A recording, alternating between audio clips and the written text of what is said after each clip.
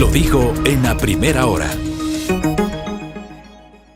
8:10 en la mañana. El último comunicado oficial por parte de las autoridades gubernamentales da cuenta y dice lo siguiente: a través del Comité de Crisis, el Ministerio de Energía y Recursos Naturales No Renovables continúa el monitoreo y seguimiento de las acciones del plan de emergencia que se ejecuta en la zona afectada por la rotura de la tubería del oleoducto de crudos pesados OCP en Napo. Este sábado 29 de enero, más de 100 técnicos trabajan en tareas de contención y remediación con equipos y maquinaria especializada como bombas de presión y cauce, booms, o sea, salchichas de contención, material absorbente, fast tanks y carros tanques. Al momento, los carros tanque avanzan con el proceso de recolección de crudo de las piscinas de contención implementadas para evitar mayores afectaciones ambientales. Se dirigen a la estación Amazonas del OCP, ubicada en Lago Agrio, provincia de Sucumbíos, donde el crudo recuperado es fiscalizado. El equipo socioambiental y técnico del Ministerio de Energía se encuentra desplegado en campo y conjuntamente con la empresa OCP, la Gobernación de Napo y autoridades locales, mantiene acercamientos con las comunidades cercanas a la zona de emergencia. Por su parte, la Agencia de Regulación, Control de Energía y Recursos Naturales No Renovables ha movilizado a su personal para el control en sitio de las actividades que ejecuta el OCP. El gobierno ratifica que la producción petrolera y las exportaciones programadas no se han visto afectadas. En esa línea, este comunicado fue del sábado 29. Hoy se exportarán, decían el sábado, 684,000 barriles de crudo Napo a través del terminal del OCP. Acudamos al especialista en la materia, el señor ingeniero Luis Calero nos atiende telemáticamente, le agradezco por aquello. Me gustaría un pronunciamiento de Luis Calero sobre lo que ha pasado con el oleoducto de crudos pesados. Bienvenido, ingeniero, le saludamos Belki Sánchez y quien le habla Fabricio Vela. Buenos días. Buenos días a todos en cabina, un saludo cordial a los oyentes, gracias por esta invitación. Una pequeña aclaración, porque luego los ingenieros me critican. No soy ingeniero yo, lo mío está por el lado de las leyes, pero correcto, algo raspamos en la olla, ¿no es cierto?, de asuntos vinculados con la industria petrolera en general. Gracias por la corrección, gracias por la corrección. Más lo hago porque luego algunos luego saltan. Que tengo se dan lija y entonces el asunto, mire, es que es una desgracia seguida y yo creo que ya debemos avanzar un poquito más allá en el análisis y no ser muy condescendientes en la materia. Como que he leído a verdaderos técnicos que cuestionan el hecho de que no se hubiera enterrado la tubería en este tramo al construirse esta variante, a sabiendas de que en la zona se producen deslizamientos de piedras continuamente, de que hay eventos sísmicos permanentemente, etcétera, etcétera. Entonces, por ahí hay un cuestionamiento y serán las autoridades, luego de la evaluación correspondiente, las que determinen con exactitud si era un asunto previsible o no era previsible, si cae en el ámbito de la fuerza mayor del caso fortuito o simple y llanamente estamos frente a una negligencia. Yo no me atrevo en este momento a calificar ni en el un sentido ni en el otro. Esperemos que existan informes imparciales, informes justos y de ahí al establecimiento de responsabilidades. Pero antes que ello, o concomitantemente con ello, hay que atender la parte social, porque obvio que, y por coincidencia que existía maquinaria en la zona, porque recién se estaba terminando la construcción de esta séptima variante, y que se han realizado, con la maquinaria existente, obras inmediatas y se han contratado a compañías especializadas para remediación, pero viene la parte social, la parte humana. Y no hay que olvidarse también que recién pasaron por un proceso de una acción de protección, el Ministerio del Ambiente, Petroecuador, el OCP, SOTE, etcétera, relacionado con los derrames de petróleo. Y una de las principales preocupaciones, y con justa razón, de las poblaciones de la zona, tiene que ver con la afectación a ellos. El agua que consumen proviene de esos ríos, y entonces un agua contaminada no cabe. pensar siquiera, ¿no es cierto?, que pudiera darse. Entonces vienen las medidas de compensación inmediatas, soluciones inmediatas, pero que como se va viendo por la repetición de estos hechos, que ya deberían ser unos operativos permanentes o decisiones y determinados elementos que pudieran ya permanecer ahí para cuando se produzcan estos eventos, aplicarlos de inmediato. Digo, esa es una de las preocupaciones fundamentales que deberían existir. Avisar a las personas, comunicarse de inmediato con las comunidades para advertirles la contaminación de las aguas y que no puedan consumir por el momento esa agua y darles una de reemplazo. Por ejemplo, digo, esos son elementos fundamentales, más allá de que se hizo un hoyo, más allá de que se contuvo, más allá de que se tendieron unas redes para evitar que fluya más el petróleo, etcétera, etcétera. Está la parte humana. Y ya vamos a profundizar sobre aquello, doctor, buenos días. Yo sí quisiera profundizar brevemente en esto de lo que usted hacía referencia, sobre este cuestionamiento en su momento por no haber enterrado la tubería. Yo le quiero consultar hacia dónde debe orientarse la acción. Ahora, más allá de lo inmediato, ¿no?, que tiene que remediarse, ¿hacia dónde debe orientarse la acción para prevenir a futuro una situación como la que se produjo, considerando que estamos hablando de una zona geológicamente inestable y que ahora está más aún afectada por la erosión del río Coca? Sí, mire, existen pronunciamientos de ingenieros geólogos, porque aquí fundamentalmente quienes hablan con mayor propiedad son los geólogos. Obviamente, ¿qué opinan los ingenieros civiles, los ingenieros hidráulicos? Tiene que darse una solución definitiva, y esa solución definitiva es irse a la margen derecha del río a construir allá la alternativa. Se estima que ese proyecto duraría alrededor de unos 2 años, con un costo sobre los $100 millones, pero yo creo que hay que ver esa como una solución que ya debería comenzarse, ya deberían estarse realizando los estudios. Sin embargo, ¿de qué?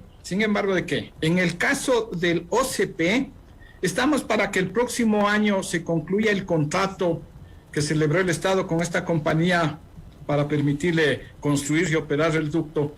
Ese contrato termina y tiene que revertir al Estado la infraestructura.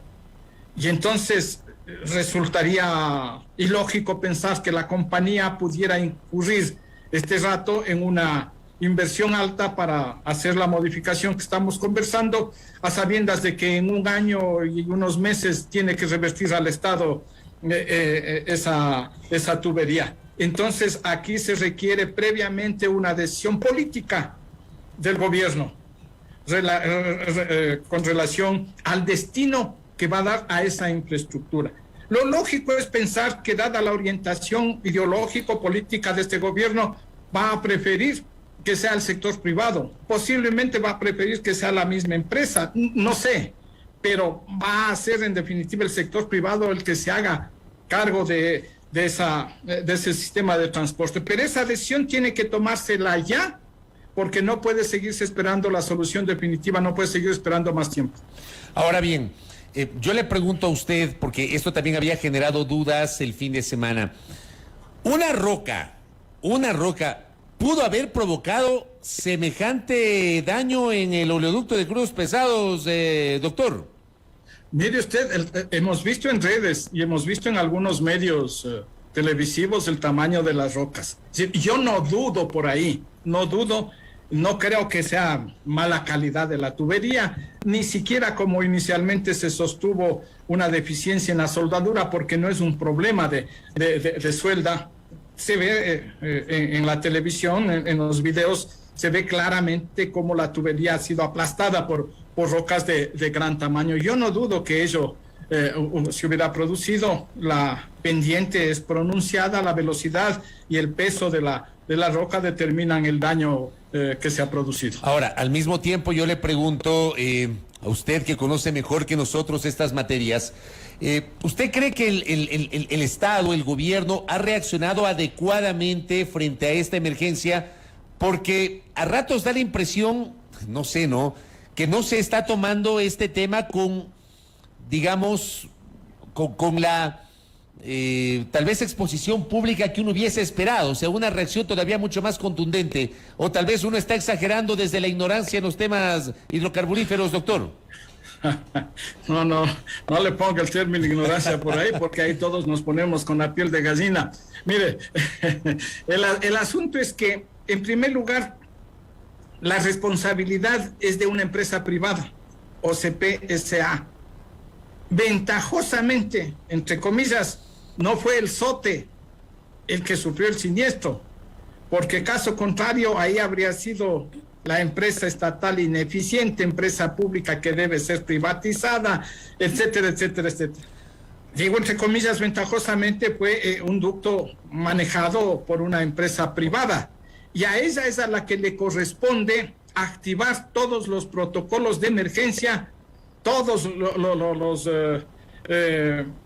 la infraestructura que ellos disponen, en lo jurídico, en lo económico, en lo material, activar todo a fin de solucionar una emergencia.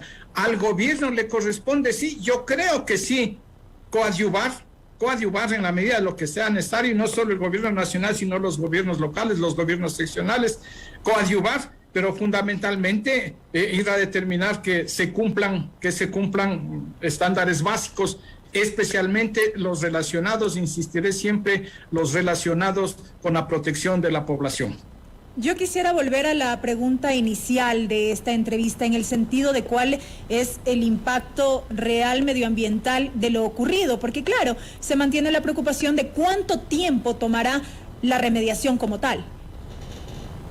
Sí, los impactos, vamos a seguir esperando el informe, son evidentes los impactos en la vegetación, habrá impacto en lo que son los animales que están en la zona, habrá la afectación durante algún tiempo, porque ese crudo filtrará necesariamente en el suelo que vaya topando, y eso dura años en que pudiera ser eliminado, muchos años, pero asumamos que en la zona no existen, que son zonas entre comillas vírgenes, que no son zonas que tienen cultivos en grandes cantidades, posiblemente haya pequeñas chacras, pequeñas propiedades que puedan ser afectados, y obviamente ahí lo único que procede son las medidas de reparación, de compensación.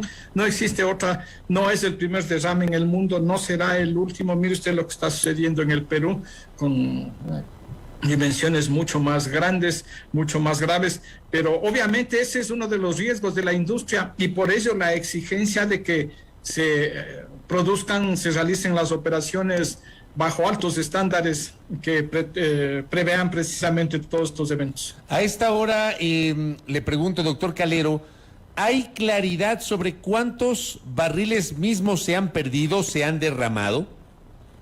No, yo creo que no todavía no existe. Eso les corresponde a las autoridades determinar cuál sería el real impacto, la pérdida de barriles. Que le digo, Fabricio, a mí realmente no me preocupa mucho, porque de pronto eso le sirve, es un indicador para poder proyectar el impacto, porque la pérdida, a la postre, aquí esa pérdida será absorbida, entiendo, por una compañía aseguradora. Se entiende que todos estos bienes, toda esta infraestructura está debidamente asegurada, y en la parte económica entiendo que no existiría problema. Aún las reparaciones yo debería entender que están garantizadas. Más si estos datos sirven para proyectar, porque aquí no se trata sino de hacer una proyección, de proyectar el real impacto que tuviera en la vegetación, que tuviera en los animales, etcétera, etcétera. Ahora, también el gobierno el fin de semana, en el comunicado previo que yo daba lectura, daba cuenta que no iba a haber una afectación a las exportaciones de crudo, de aquel crudo que se transporta por el OCP. Yo le pregunto a usted si efectivamente un problema como el que nos ocupa, que ha ocurrido el fin de semana, efectivamente no afectará la previsión de exportaciones de crudo por el OCP, doctor Calero. Claro, a ver, mire, nosotros tenemos más o menos, el OCP transporta entre 160 a 170 mil barriles diarios. El SOTE, el sistema de Petroecuador, transporta unos 320 mil barriles diarios. Y obviamente que en este caso, para este propósito, estaríamos cubiertos porque existe una capacidad de almacenamiento, diga usted, hasta para un par de semanas, que pudiera existir capacidad de almacenamiento en estaciones, en la refinería, para luego ser exportados. Y si esta situación se la soluciona rápidamente, porque no sería sino el cambio de tubería de un tramo, de un relativamente pequeño tramo, pues el asunto no iría a mayores, no habría en realidad una afectación al ritmo de exportaciones.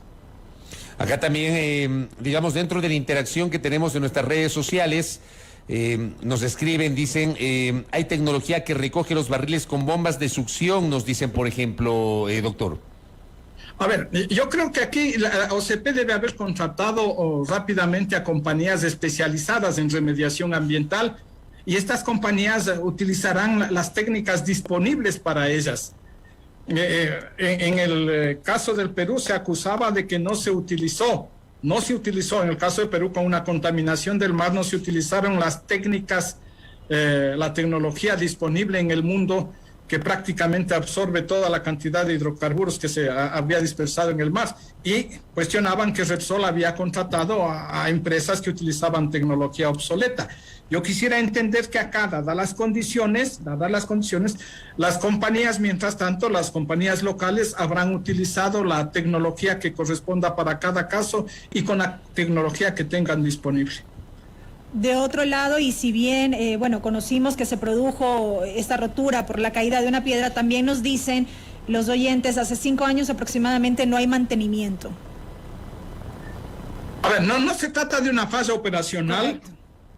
Y yo creería que el tema de mantenimiento en este caso no sería aceptable, que me disculpe el oyente en ese sentido.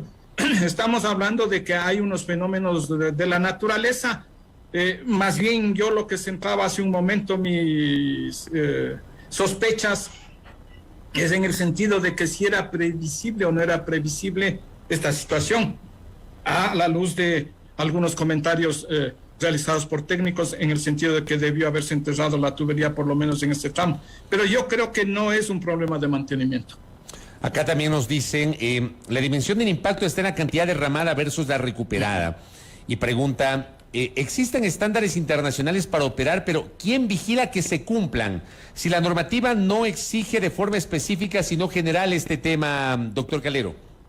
Sí, nosotros tenemos 2 instancias de control. La una, obviamente, el Ministerio del Ambiente, y la otra, la Agencia de Regulación de la Energía, que también tiene que ver en el asunto de alguna manera. Entonces, la normativa está dictada y vamos que inclusive,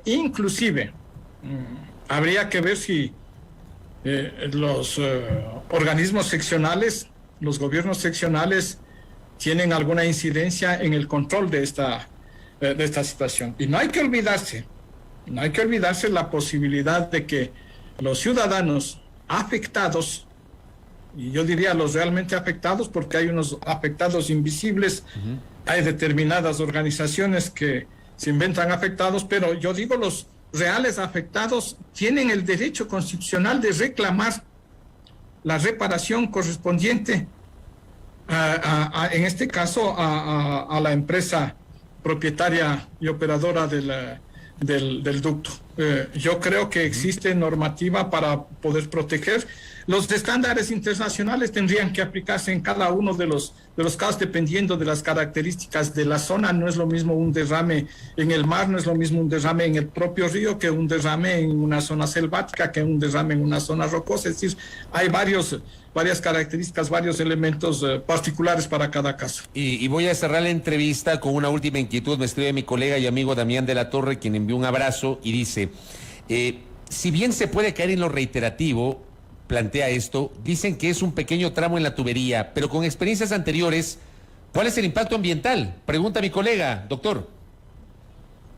Regresamos al inicio. Se están haciendo las evaluaciones. Lo peor, desde mi punto de vista, que pudiera haber sucedido y que debe evaluarse prontamente es la contaminación del río, porque ese río es fuente de agua fundamental primaria para las poblaciones. Ese para mí es el impacto verdadero, porque mire, sin desmerecer, sin degradar el efecto del impacto que puede tener en 1 hectárea, en 2 hectáreas, en 3 hectáreas de un terreno, aún en el caso de que fuere cultivado, simple y llanamente una compensación económica y vamos, como que el problema está medio solucionado. Pero el impacto en la contaminación de un río y de un río fundamental es grave. Correcto. Doctor Calero, gracias por atendernos y por su aporte para conocer su opinión en torno a este tema. Que tenga un buen día, muy amable. Un gusto y siempre a las órdenes. Gracias a Luis Calero, que nos ha acompañado el día de hoy, analista de temas petroleros, a la espera de una actualización de la información por parte del sector oficial sobre la real afectación de la rotura del oleoducto de crudos pesados. Hasta el fin de semana, según el último comunicado, no había una afectación sobre las exportaciones previstas de crudo. Veamos el día de hoy cuánto se actualiza justamente ese detalle informativo. Primera plana. Todas las noticias, todas las voces.